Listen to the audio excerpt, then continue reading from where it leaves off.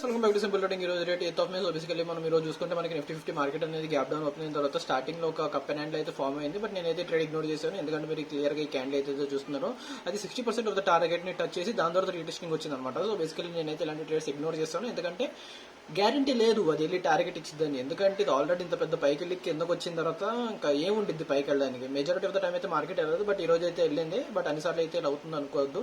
That is first and తర్వాత second half లో కూడా మార్కెట్ అనేది ఒక కప్ అండ్ హ్యాండిల్ ఫార్వర్డ్ అయితే చూడొచ్చు. బట్ నేనైతే ట్రేడ్ ఇంక్లూడ్ చేశాను, ఎందుకంటే ఇది నా రూల్స్ తగ్గట్టుగా ఫాలో అవ్వట్లేదు అనమాట. అండ్ ఆల్సో చూసుకోవచ్చు మీరు, ఇది ప్రాఫిట్ ఏమి ఇవ్వలేదు, వెళ్ళి మన ఎస్ఎల్ హిట్ అయింది అనమాట.